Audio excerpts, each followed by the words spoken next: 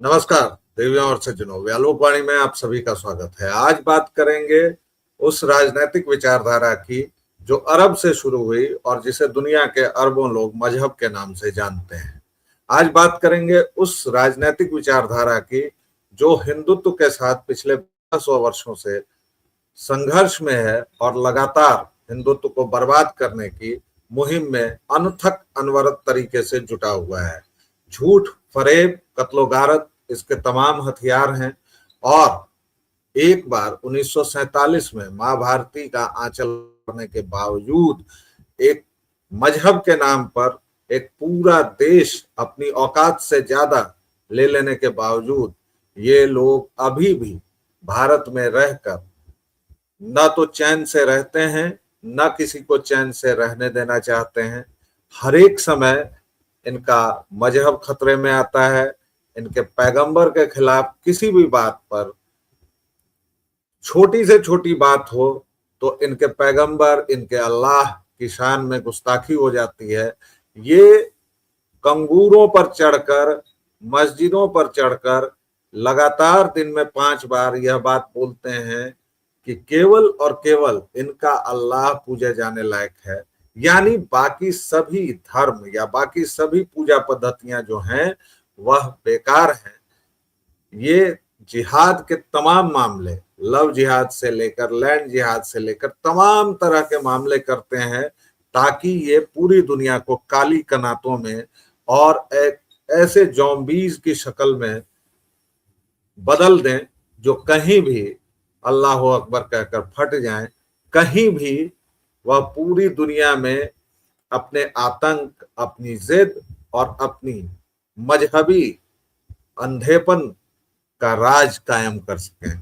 Europe इनसे तबाह हो चुका है, पूरी दुनिया तबाह है। दुनिया के 57 मुल्कों पर इस्लामी शासन चल रहा है। आप देख लीजिए, उनमें से कहीं भी कोई भी शांति नहीं है। एक भी मुल्क ऐसा नहीं है, यानी जो आपको पढ़ाया जाता है कि इस्लाम शांति का मजहब है, ऐसा कुछ भी नहीं है। इस्लाम और शांति विपरीतार्थक हैं, एक दूसरे के सतत विरोध में हैं। और मैं आज आपसे ये बातें क्यों कह रहा हूं, क्योंकि केरल के जो नतीजे हैं उससे आप सबकी आंखें खुल जानी चाहिए। बंगाल बड़ी मुश्किल से बचा है और केरल या तमिलनाडु आज उसी मुहाने पर खड़ा है जहां बंगाल खड़ा था। आज से 5 साल बाद या 10 साल बाद केरल में क्या होगा या हम में आप में कोई नहीं जानता, लेकिन अभी क्या हुआ है, इस चुनाव में क्या हुआ है, वह जरूर गौर करने की बात है। आप देखिए, केरल में 10 की मां बच्ची के बाद वी सतीशन को बनाया गया है मुख्यमंत्री, जबकि कांग्रेस वहां बड़ी पार्टी थी, यूनाइटेड डेमोक्रेटिक फ्रंट, जिसने एलडीएफ यानी लेफ्ट डेमोक्रेटिक फ्रंट, ये नाम सब देखिए, ये मतलब अद्भुत है। जिस मजहब में डेमोक्रेसी नहीं है, जिस मजहब में नारी स्वतंत्रता नहीं है, वह डेमोक्रेसी की खूब सारी बातें करता है। जैसे एक तीसरा, जो मैं जिसको बिब्लियोलेट्रस धर्म कहता हूं, एक पंथ एक किताब पर आधारित, चाहे वो क्रिश्चियनिटी हो, चाहे वो मोहम्मदनिज्म हो या फिर कम्युनिज्म हो, ये तीनों ही मजहब एक ही बात मानते हैं, हमारा रास्ता एकमात्र रास्ता है, अगर वह नहीं मानोगे तो सर तन से जुदा किया जाएगा। कम्युनिस्ट 5 इंच छोटा करते थे और अभी अभी भोपाल में मोहम्मदन्स ने जो किया है वो आप सबके सामने है। लेकिन पहले केरल की बात। केरल में कांग्रेस साथी है इंडियन यूनियन मुस्लिम लीग, IUML। इसके नाम से न जाइएगा, न चौंकिएगा। ये कौन सी पार्टी है? ये पार्टी मुस्लिम लीग ही है, वही मुस्लिम लीग जिसने डायरेक्ट एक्शन डे का फरमान दिया था, वही मुस्लिम लीग जिसका जिन्ना पाकिस्तान बनाने वाला था, वही मुस्लिम लीग जिसने 2 करोड़ हिंदुओं को मारा, पीटा, उनकी पत्नियों के साथ, उनकी बहनों के साथ, उनकी महिलाओं के साथ तमाम तरह के दुष्कर्म किए, धत्कर्म किए। वही मुस्लिम लीग जो आज भी इस देश में चुनाव लड़ रहा है। कमाल की बात है, जिस पार्टी को तुरंत बैन करना चाहिए, हमारे देश के गांधी और नेहरू जैसे महान पुरोधाओं की वजह से वह पार्टी न केवल बनी हुई है, बल्कि वह पार्टी चुनाव भी लड़ती है। और जानते हैं, इसमें इंडियन यूनियन जोड़ लेने से आप कहीं से भी इस मुगालते में मत पड़िए कि इस पार्टी का भारत से भी कुछ लेना देना है या भारत के संघ से कुछ लेना देना है। जी नहीं, यह पार्टी पूरी तरह से उसी विचारधारा को प्रमोट करती है जिसने पाकिस्तान बनाया। यह पार्टी उसी तरह से ठीक उसी विचारधारा पर चलती है जो जिन्ना की विचारधारा है, जो द्विराष्ट्रवाद का सिद्धांत है। लेकिन आइए थोड़ा सा इतिहास आपको ले चलते हैं। 1947 में विभाजन हुआ, डायरेक्ट एक्शन डे हुआ, लाखों हिंदू हलाक हुए, उनको बकरों की तरह जिबह किया गया, उनकी महिलाओं के साथ क्या क्या नहीं हुआ। लेकिन वाह रहे गांधी, वाह रहे नेहरू। जब दिल्ली में मस्जिदों में वहां से भागे हुए हिंदुओं ने शरण ली, तो तथाकथित महात्मा अपनी धोती खोलने पर अड़ गया और कहा कि नहीं, इन मस्जिदों को खाली करवाओ उस कड़कती ठंड में। और हिंदुओं को वो मस्जिदें खाली करनी पड़ी। शरणार्थी शिविरों का जो हाल था वह उस समय के कुछ एक, हालांकि बहुत कम लिखा गया है, लेकिन कुछ एक जो वृत्तांत हैं उनमें से सुनिए।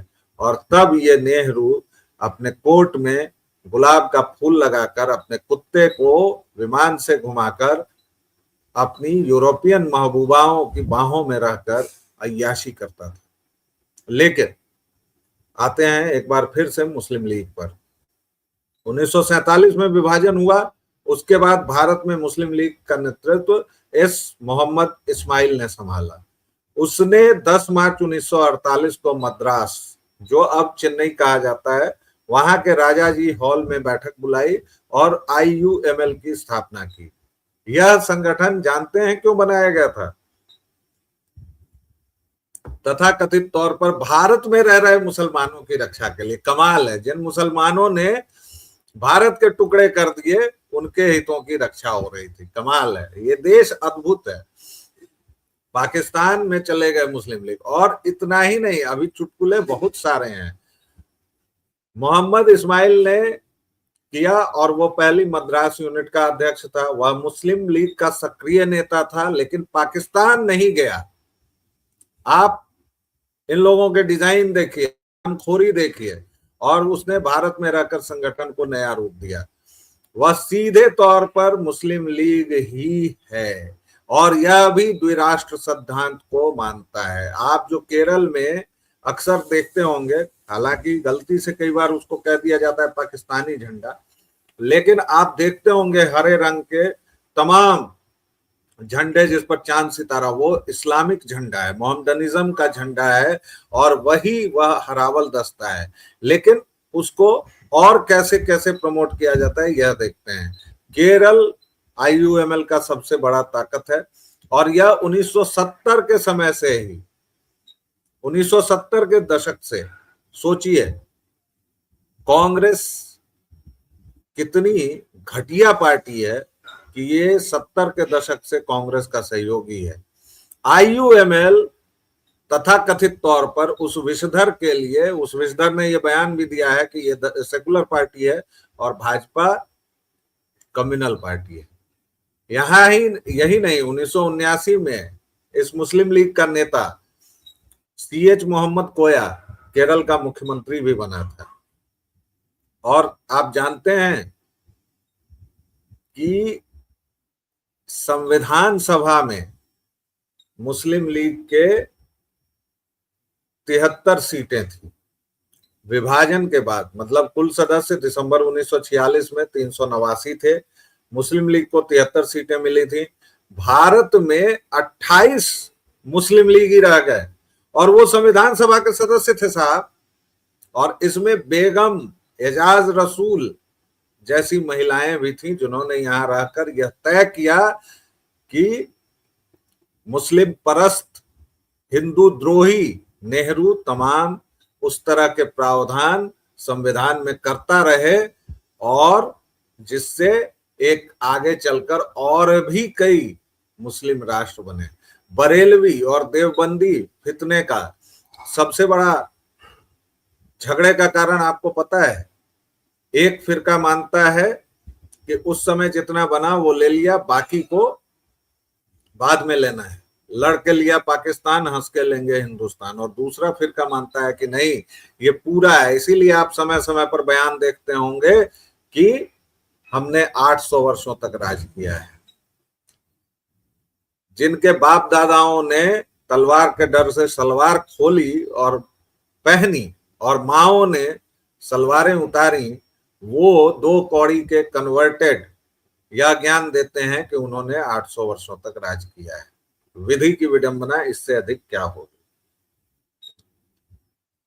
इतना ही नहीं, मुस्लिम परस्त टुकड़खोर नेहरू ने 8 अप्रैल 1950 को पाकिस्तान के तत्कालीन प्रधानमंत्री लियाकत अली को बुलाकर एक समझौता भी किया और उसके बाद मुस्लिमों को इतने अधिकार दिए गए, यहां तक कि शत्रु संपत्ति का कानून 1969 में बनाया गया, जो कि आज भी लागू, 1968 में लागू यह कानून। और चलते चलते एक बार जरा उस शायर को याद कर लीजिए जो कहता है कि हमारा खून शामिल है, या फिर जो मोहम्मदन ये कहता है कि हमसे क्यों राष्ट्रभक्ति का सबूत मांगा जाता है। तुमसे नहीं मांगा जाएगा तो किससे मांगा जाएगा। उत्तर प्रदेश में उस समय यूनाइटेड प्रोविंस था, मुस्लिम लीग ने 54 से 54 सीटें जीती और 93% वो मुस्लिम लीग के समर्थन में पड़े थे। बिहार में मुस्लिम लीग ने 40 में से 34 सीटें जीती थी और लगभग 85% मुस्लिम लीग ने पूरे भारत में 492 मुस्लिम सीटों में से 429 सीटें जीती थी साहब। और ये आज ज्ञान देते हैं कि हमारा खून शामिल है, हमारे बाप दादों ने किया था, हमारी इसने किया, हमसे क्यों मांग रहे हो। लेकिन केरल में आते हैं। केरल इस्लामिक जिहाद का सफल प्रयोगशाला बन चुका है और इस प्रयोगशाला में यह तय किया जा रहा है कि भारत को फिर से किस तरह बांटा जाए। और केरल में इस्लामिक आक्रमण आज से नहीं, 7वीं 8वीं सदी से शुरू हुआ था, जब वहां के एक मूर्ख राजा ने अरबी लुटेरों को वहां व्यापार करने की इजाजत दी थी। केरल में वी सतीशन को बनाया गया है, 22 विधायक जीते हैं मुस्लिम लीग के।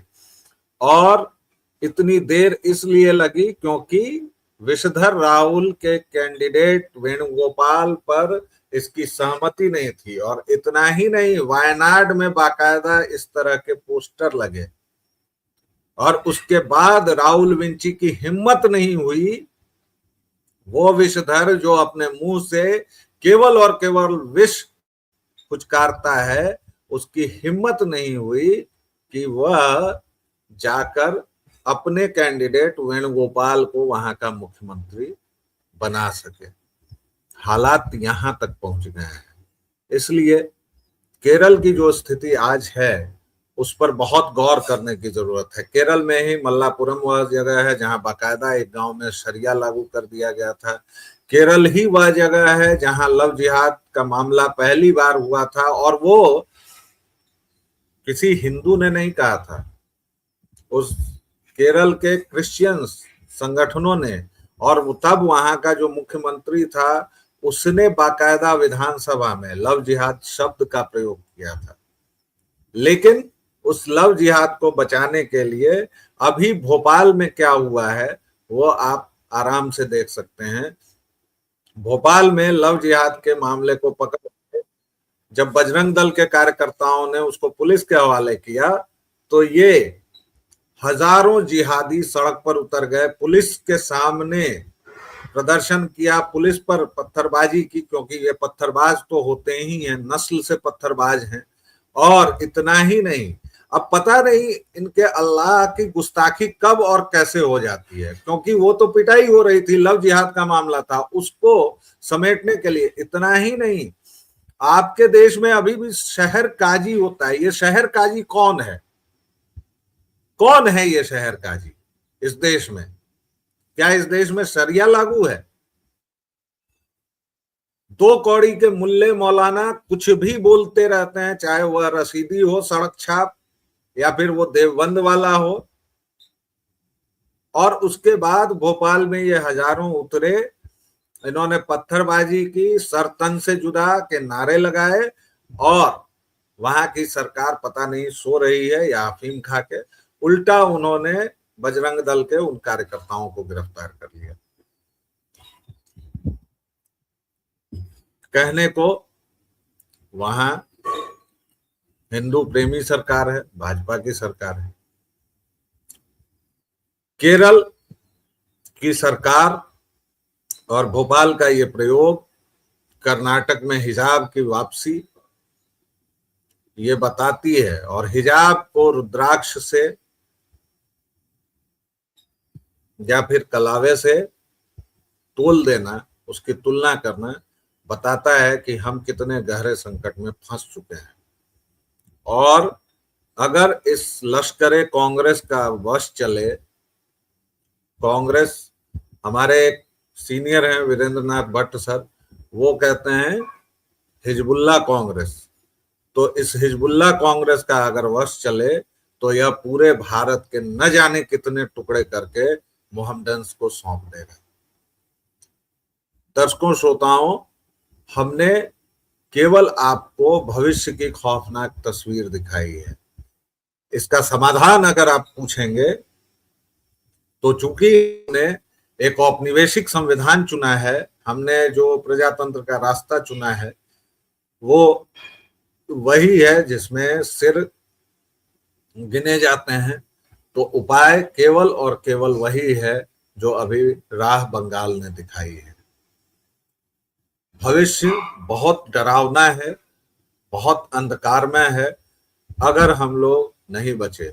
उत्तर भारत किसी तरह जाग रहा है, और शायद दक्षिण भारत में अभी भी लोग अफीम खाकर सोए हुए हैं। लोग कहते हैं कि केरल में 85% हिंदू हैं, तमिलनाडु में 85%। गलत बात है। तमिलनाडु में भयंकर तरीके से कन्वर्जन हुआ है। आप तो विजय को भी ईसाई नहीं मानते थे, लेकिन वो जोसेफ विजय, आप स्टालिन को हिंदू में गिन लेते हैं। जितना कुछ भी द्रविड़वाद के नाम पर हुआ है, वो पूरा का पूरा पेरियार के समय से लेकर, पेरियार छोड़िए, उसको पेरियार कहना तो बेकार बात है। रामास्वामी क्या था? वह भी क्रिश्चियन था। रामास्वामी से लेकर अभी जोसेफ तक तमिलनाडु पूरी तरह ईसाई मिशनरियों के जाल में घिरा हुआ है। तमिलनाडु पर एक विशेष स्टोरी मैं जल्द ही करूंगा, लेकिन ये वीडियो आपको कैसा लगा कमेंट बॉक्स में जरूर बताएं। कमेंट बॉक्स में जब आप हमें बताते हैं तो उससे डायलॉग करने में सुविधा होती है, उससे संवाद दो तरफा होता है। ऐसा नहीं, और मैंने हमेशा कहा है कि मैं ऐसा नहीं चाहता हूं कि मैं आऊं, ज्ञान दूं और चला जाऊं। मैं हमेशा दो तरफा संवाद करना चाहता हूं। और आप लोग व्यालोकवाणी को जिस तरह अपना स्नेह और प्रेम दे रहे हैं, बढ़ा दीजिए।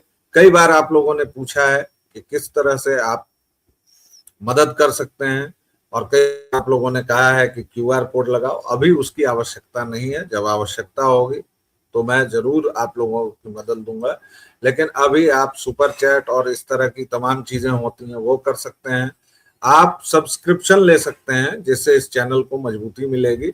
और अपना स्नेह और प्रेम बनाए रखिए। फिर किसी विषय पर नए वीडियो के साथ हाजिर होऊंगा। तब तक के लिए आज्ञा दीजिए। जय जय सिया राम।